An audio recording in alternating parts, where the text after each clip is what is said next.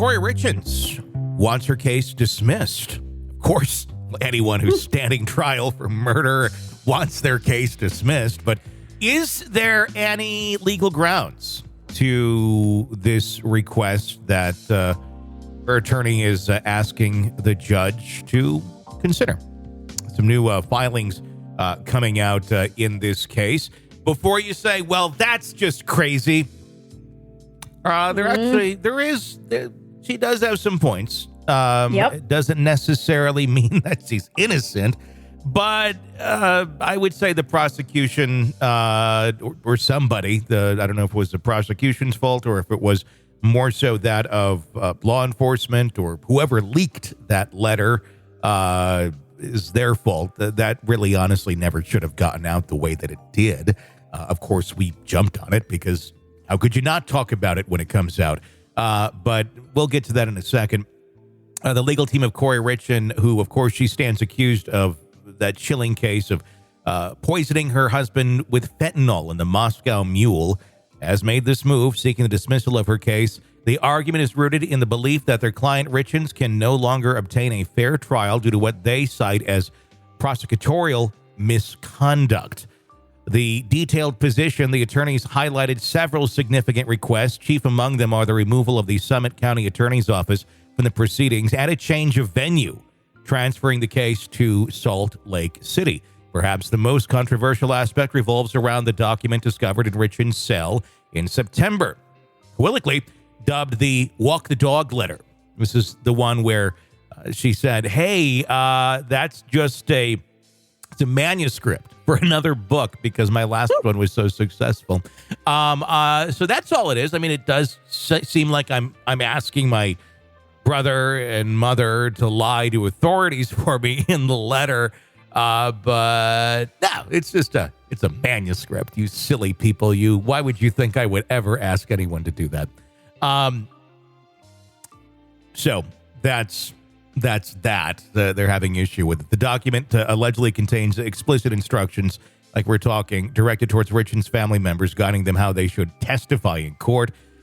This very discovery is the underlying reason the court is now contemplating imposing a no-contact order to curtail Richins' interactions with her family. The court is set to make a decision on that coming up in November.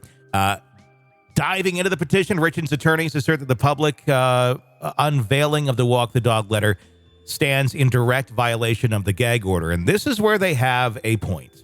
Yes, it is. This is a very good point. So take the content of the letter out of the question here. Just the act of it being released the way it was and by who did it.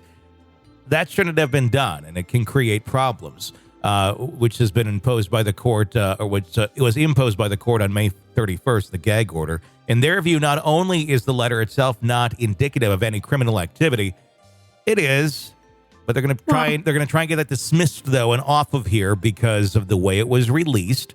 So often things that happen after the crime and after the fact that end up being problems more so than the actual crime itself. And that can happen on either side. By its acquisition by the state, it might also be regarded as an illegal intrusion into her documents, which is not true. They can search a cell anytime they want for any reason. It does not matter, even though she was outside of her cell because they didn't give her correct medicine, and that's when they went in. It wasn't someone's home that they went into. They went into a prison cell. So they did obtain it illegally. There's no question about that part. The part that they're having the problem with is the fact that it was violating the gag order.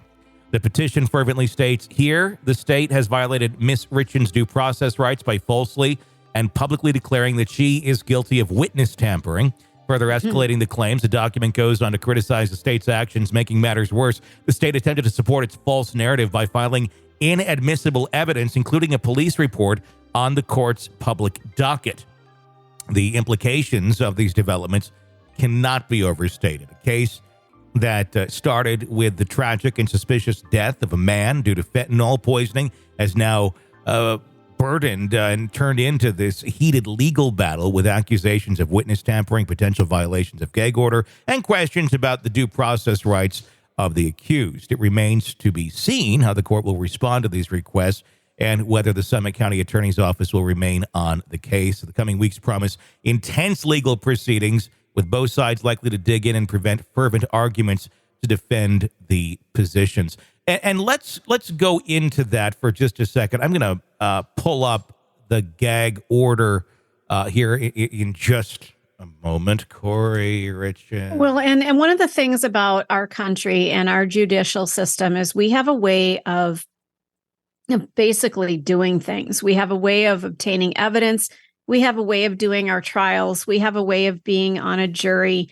We have rules. And when those rules are violated, it doesn't necessarily matter that the person may have actually done the crime or not.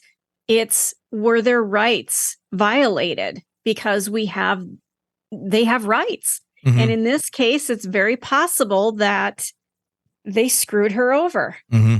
Now, does that mean she's innocent? Probably not. Has nothing to do with the crime at all. It has to do with the process. Yeah, and that's really, if you respect the process and you believe in it, you kind of have to, believe in it full force. No matter who it's in favor of or against, it's the justice is blind, theory, if you will. I'm trying to find this gag order. I was looking at it earlier in the day. Essentially, not the gag order, but the petition here. Essentially, what it was pointing out, if you will, no contact against. Oh, this is a no contact one. Essentially, what it points out is, okay, because of this, we want to move the case. We want this person out of the case. Here, I found it. And it kind of gives the judge some options. The relief that is requested. I got it right here. Defendant seeks an order dismissing all charges. So they start out strong. They know they're not going to get that. All charges against her because the state has engaged in prosecutorial misconduct, such that a fair trial in the case is no longer possible. Alternatively, the court should enter an order that number one, disqualifies the Summit County Attorney's Office. 2, changes venue from Summit County to Salt Lake City. And 3, suppresses all evidence related to the walk the dog letter. And 4, provides for a jury instruction to preclude considerations of the state's false claim that Ms. Richins has engaged in witness tampering. So they're trying to use the fact that the letter was released for grounds to have it removed from consideration in this trial. Well, and it's definitely out there. And had it not been leaked, she'd have no argument. It would end up showing up in trial. But for whatever reason, someone thought, well, let's put this out into the public. So we're all kind of excited about that here in the media land. But when it comes to actual prosecuting this case, it does not help the prosecution to have done that. Nope. So now they're just basically going to have to rely on the fact that they have other evidence against her. I mean, this could have almost been a seal the deal kind of a thing. No, it still may be. That's the thing. The judge is yet to rule on it. I honestly don't think it's going to be taken out of consideration here or evidence. I think it's a key piece. I think it says a lot. There's no reason why it shouldn't honestly be part of it. Does it violate the gag order? Yes, but is it key to the prosecution of this? Yes. It doesn't change that it was written. It doesn't change it was written by her. All it changes is who it was released to, and that the public has an ickier opinion of her than before. The only thing that I think that you could get some ground on here is changing the county attorney's office. That may be changed, and possibly the venue. But I don't think it's going to... But what about the possible witness tampering? I mean, could you get a fair jury out of this? No, witness tampering, she's trying to tamper with the witnesses.